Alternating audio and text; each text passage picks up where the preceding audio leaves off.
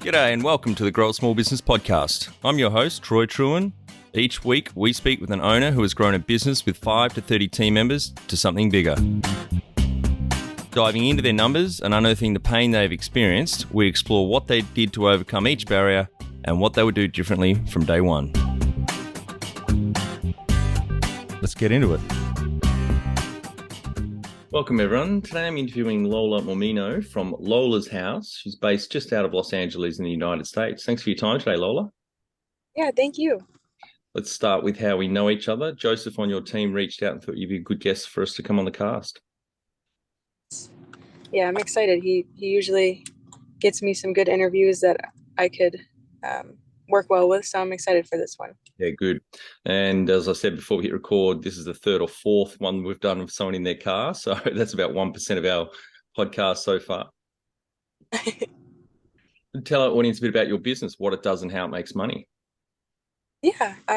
So I opened my gym in 2021 of April of 2021, and I started my personal training business in June of 2020. The biggest thing for me that has kept my gym running and consistently flowing is the consistency within promoting and reaching out to people, whether it's online or in person, always striking up conversations that could lead into knowing that you're a trainer or a gym owner. And at the same time, making sure you're hearing the other person, not shoving any information down their throat, because no one likes that. I feel like the more that takes place, the less opportunity there is of getting them into the door. As long as they know about it and you reach out here and there, just reminding them subtly, that's kind of what draws them in more, because they don't know all the information, so they might want to learn more. Along with just really being compassionate for others and understanding that everyone's on their own path and journey, so you can't expect everyone to be at the same pace that you are. Those are the couple things that I feel have gotten me as far as I have at such a young age. I think just really understanding that, yeah, everyone is different. Everyone has their own journeys that you have to be respectful of and work along with. So yeah, definitely think those ones. How old were you when you started almost 2 years ago now? Yeah, so I started my training business when I was 17. Actually, the day after I graduated high school, I became certified, because you're not allowed to become certified until you're graduated from high school. So the day after, I was like, let me do this now, so I don't waste any time. And then I opened my gym at 18, and now I'm going to be 21 this year. So yeah, great. So it's pretty brave. 1 year into COVID, you decided to open a gym. How, what was the catalyst for that?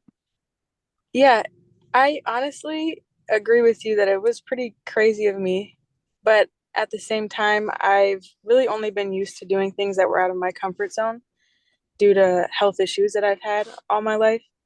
So when this opportunity presented itself, when I was looking for spaces, knowing that I had a lot of clients all over the LA area and I needed one place for everyone to come to, when I saw this spot that I'm in now, and it had the garage roll-up door, so I was able to get fresh air in. Obviously, I was comfortable wearing masks, or if people didn't care, like whatever people were comfortable with, I did. So there wasn't much hesitation in my eyes, and luckily my family supports me, so I didn't feel any doubt or hesitation from them either, which gave me even more of an incentive to do it. And just really trusting the process, knowing that if this wasn't meant to be, then it won't be. Yeah, and really just trusting that everything is going to work out the way it's supposed to. So there was never really a bumpy moment. I mean, of course, the masks were hard to work out in for my clients, but besides that, there wasn't really much that I have felt was that much of a challenge to make me feel that I didn't want to do it anymore. You know what I mean? Yeah. So just closing out how you started out, did you always know that you wanted to be a business owner and you just had to finish high school and jump straight in?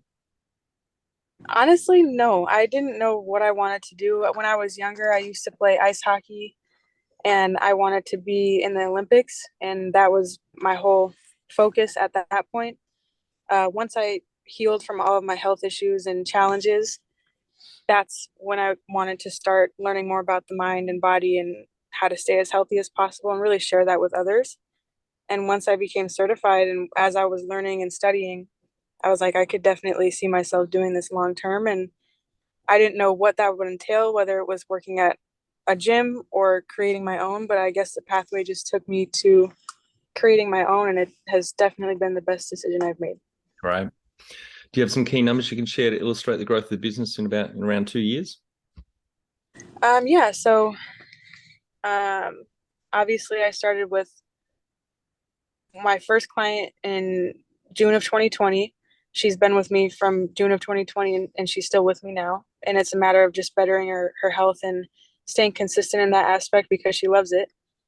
So I think that's definitely a big piece of success, just because having someone at the very beginning sticking with you for this long is huge. I have about now 20 clients, along with when I opened my gym, it was just me opening. I've been doing it by myself. And now, as of today, I have two trainers that are working for me who have five clients of their own. So it's a blessing that the gym can be running without me having to physically be there. Um, so yeah, that growth, whether it's been within me individually, and now that's starting to show with my other trainers, and just the fact that I even have other trainers, it's surreal to me. So yeah, I think the growth has been pretty steady. There was a moment in 2021 at the end of the year when my mind just wasn't in it as much, and you could tell in the numbers it dropped about, I would say, half. The income that I was receiving, it dropped about half. So that's definitely something to keep in mind, is if you're not mentally in it, it's okay, but it's just going to show, and you have to be prepared for those moments because everyone gets in slumps, especially as a business owner, Yeah. or if you're doing it yourself. And just having compassion for yourself that it happens, but figuring out ways to get out of it. And luckily, at the start of 2022, I was like, I've got to figure something out because at the end of the day, there are bills to pay. So you have to figure out how to pay them.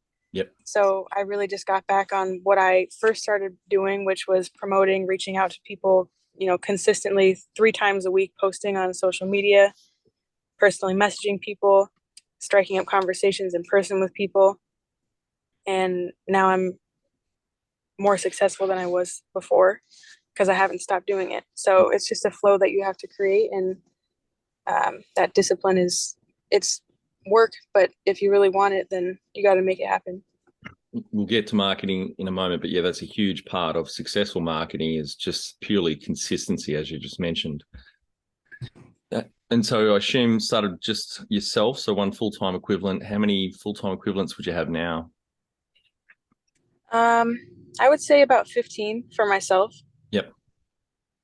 And then, yeah, like I said, for the other trainers, one has five, the other has two. So, But sorry, full-time team members. What would have oh, three, sorry, full time right now is two. two? Yep. They fluctuated. I used to have four. Um, and like I said before, the mentality is huge for me. So if we can connect mentally on that same level, then that's why I want you on my team. I don't care if you have 30 clients. I don't care if you have zero clients. It's just a matter of if you want it bad enough, and if we are on the same wavelength. Um, and understanding that growing a business and being your own business entrepreneur it takes work. So yeah, right now it's two. It's definitely fluctuated though. When was the moment you felt like you had succeeded? When I took well, there's two moments. When I opened my gym in 2021, being able to cut the little ribbon, it was from the 99-cent store, so it wasn't anything special. But I just taped it up, and the feeling of cutting it and seeing the smiles on everybody's faces, and understanding that when you walk through that ribbon, it's everything that you see is what I've done myself. That's a huge accomplishment, especially at 18. And another one more recently was when I was able to take my two trainers out to lunch, and we were just able to have conversation, come up with new ideas, and to be able to see them put that into the works as far as what we talked about, and now they're making it happen. I feel like I did my part because I really instilled in them that It's not a matter of just saying what you're going to do. It's a matter of actually doing it. So, Yep. What does success look like to you? um, just the drive, discipline. It's not necessarily for me numbers or how much you have of something or what something looks like. It's more so the way you're able to work through things and understand that obstacles will come your way, but you're still willing to figure out ways to work through them, not just, you know, give up at that hard moment. Because a lot of people go through a lot, and it's just you got we all have to figure out how to work around these things and not ignore those, but continuously finding ways to better yourself in certain situations. So Number one thing you'd recommend to marketing a fast growing business? I would say social media. As much as I'm not a fan of social media, I definitely feel that in this day and age, promoting that way, because everybody has it. There's so many people on social media, and once you just get that first client, this is what I tell my trainers too. When you get one client, that's that's all it takes. You just have to then give them a little referral coupon or consistently tell them about bringing their friends in for a free session. And although it might feel like nagging at first, if they really truly found it annoying, they'd tell you to stop. So, um, yeah, I think those two are tied for most important when it comes to marketing. Do you do much with email marketing? No, I actually don't, but I've wanted to figure out how to do email blasts. That's actually something on my list. So, Yeah, it's huge. The Direct Marketing Association in America, their studies consistently show, the last one I saw was for every dollar you invest in email marketing, you get $44 back. The next best return is, I think, SEO at $22, and then socials are maybe $20.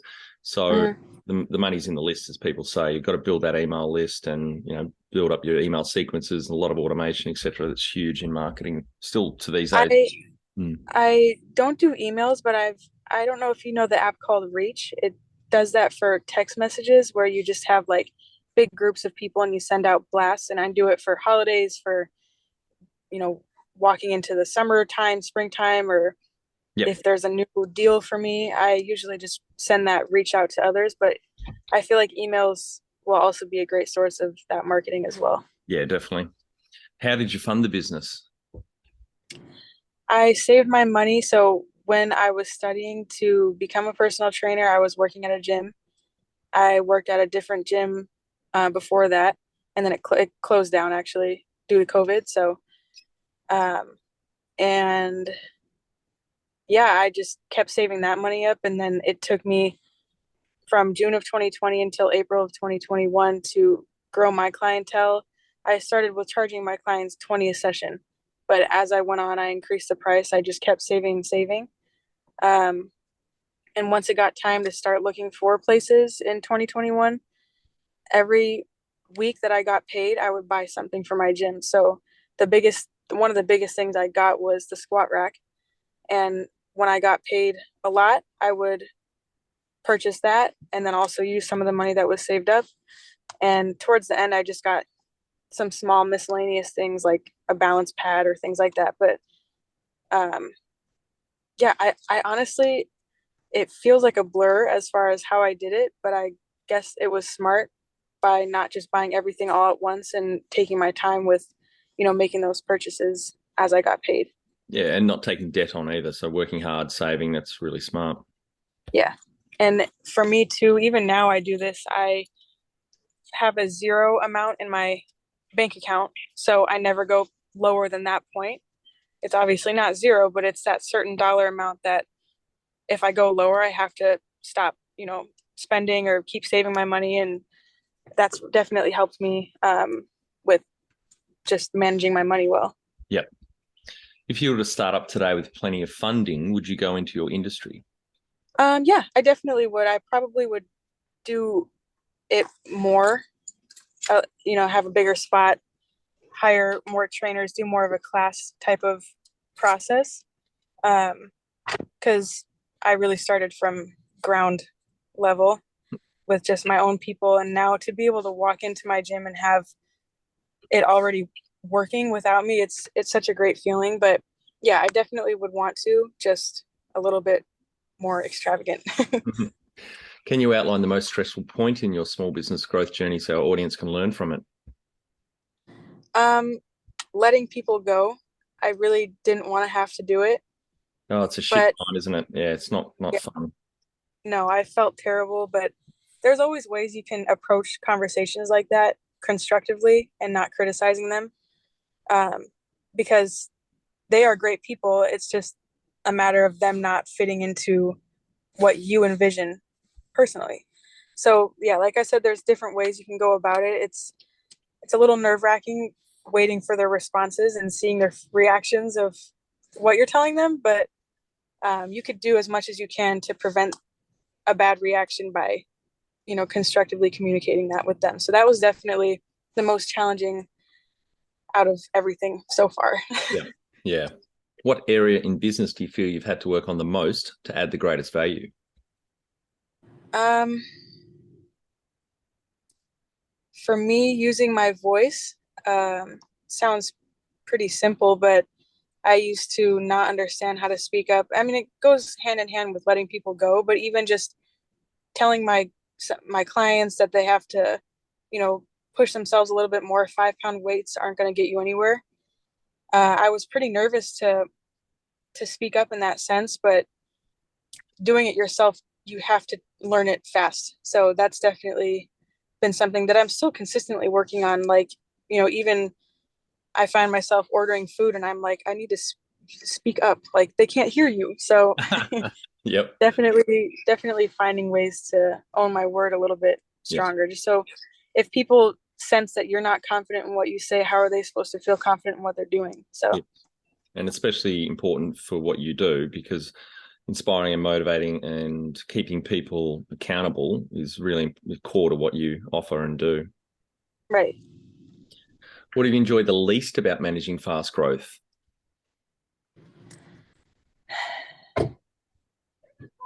I have not enjoyed all the work that goes into the accounting side of it, like taxes, I knew you opening were up going to new say accounts. that. Yeah. No one opening does. up opening up all the different accounts for business and personal, and then payroll, and what's the other one? I'm what's the word? When you sell wholesale, Yep. the wholesale, like it's just so tedious and it makes sense, but I'm like, there's just a new thing every week that I find out about that I have to do. So I assume that'll be one of the first roles when you can take that hat off that you'll be giving to someone else. Absolutely. Yeah. What do you love most about growing a small business? The intimacy and the connections I've grown, the respect I've been given. I've felt super. I mean, of course, there's everyone has something to say about everybody. Doesn't mean that it's going to be great all the time, but overall, the responses I've gotten for how inspiring or how I've inspired people, um, and just yeah, the relationships I've created through this process is huge. And how I see that other people understand that I'm not any different than they are, like especially people my age. How do you own your own business at 20? I'm like, we are we are both 20 years old, growing up at the same time, figuring life out at the same time. Like, of course it's crazy, but I'm just as normal as everybody else. So I think that's the biggest thing for me. What has been the biggest mindset shift for you in your small business growth journey? The consistency that I've kept within myself to stay healthy, so I could share that I'm able. If I can't demonstrate a push up to my client, why would they ever want to stay with me? So I definitely would say the consistency that I've kept throughout these years with eating healthy, working out, and just bettering myself and for others too. The number one habit you think a small business owner needs to develop and maintain?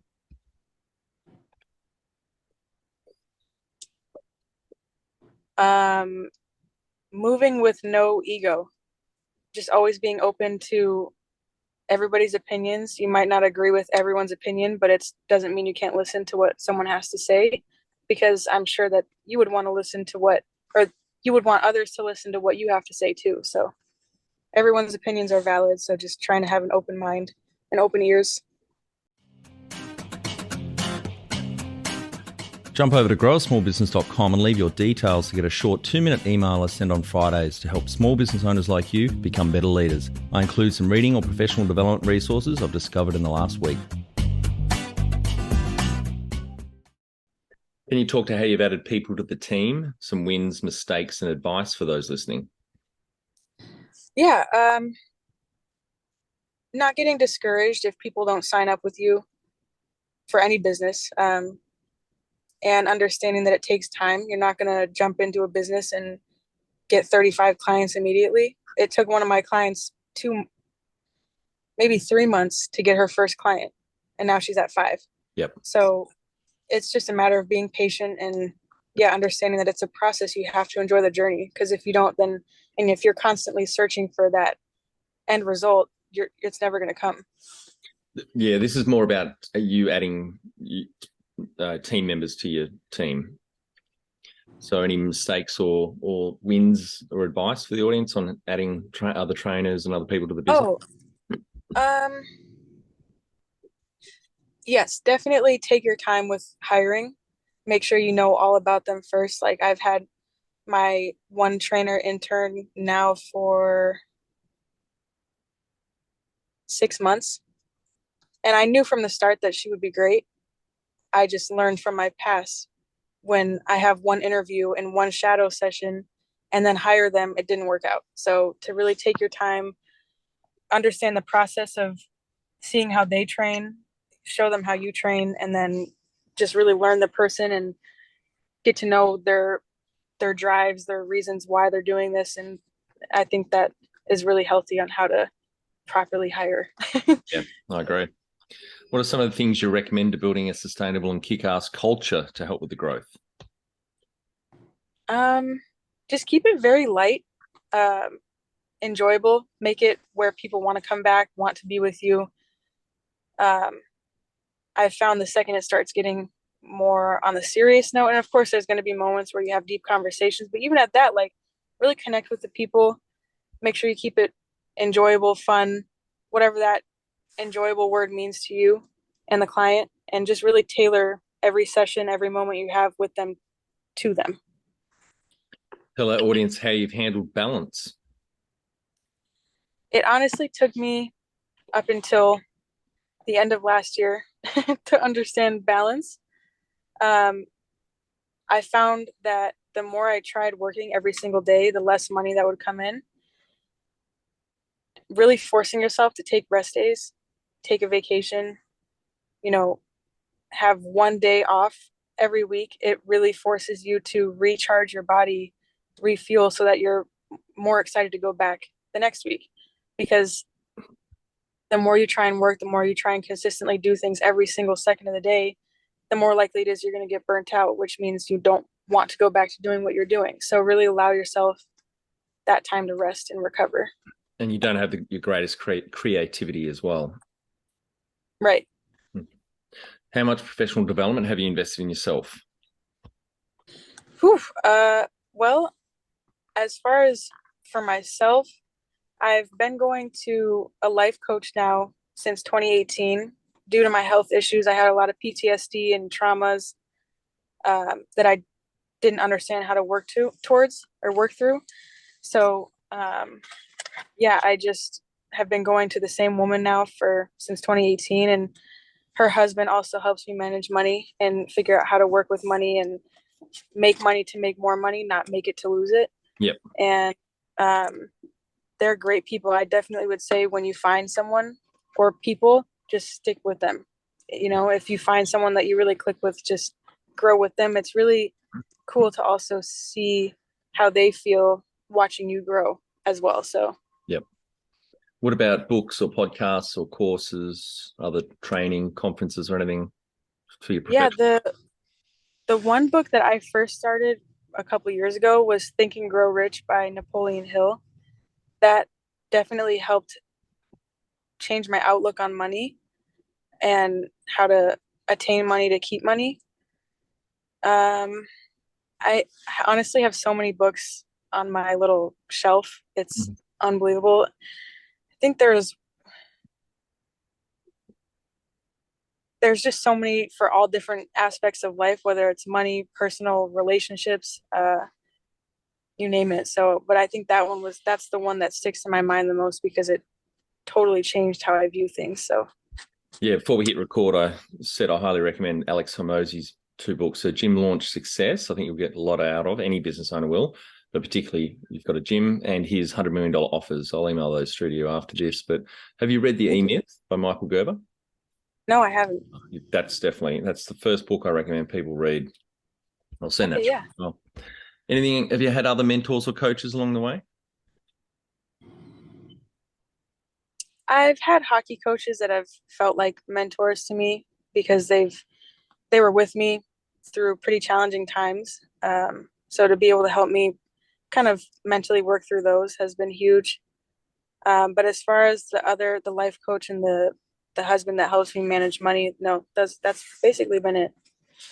Do you have a board of directors or advisors? No. All right, Lola, on to our final 5 questions. What do you think is the hardest thing in growing a small business? I would say understanding that there's going to be opinions thrown at you left and right, and there's going to be people that tell you what you should and shouldn't do for your business. And like I said, just having open ears and continuing on taking bits and pieces from what you've been told, but putting your own spin on it is definitely huge. Because everyone definitely has a lot to say, which is great. Sometimes it might not be the sweetest opinions, but it's just a matter of how you take it and understand that it's not personal. So, favorite business book which has helped you the most? Think and Grow Rich. And then I also started reading, I forget the title of it, but it's how Nike started its whole business. Yeah, Fred Smith started Nike from memory. Yeah, I've heard that's a great book. I haven't read that one. It's a lot of information, but it's really cool to see how such a big company started and how they started small as well. Well, he was selling sneakers out the back of his station wagon at basketball stadiums. Right, like that's huge, and to see how it's created this. I mean, everywhere you look, there's Nike. So yeah, it's really cool.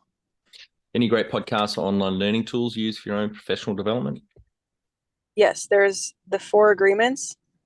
It's a lot about personal growth, but I've translated that into my business as well, whether it's not taking things personal, moving with compassion. I mean, each of the 4 Agreements, you can really relate to anything you want in your life.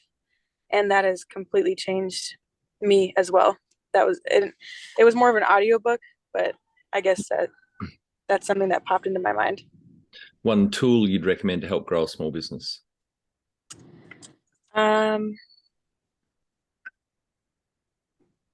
I would say patience, really learning that you have to be patient to get what you want. Nothing's going to fall into your lap when you're doing your own business. So final, my favorite question. What would you tell yourself on day 1 of starting out in 2020? I would tell myself that I'm exactly where I expected to be and maybe more, and to just continue trusting the process and understanding that I'm able to do anything I set my mind to as long as I put the work into it. Great. Thanks very much for your time today, Lola. I've really enjoyed the chat, and I think the audience got a lot of value out of it.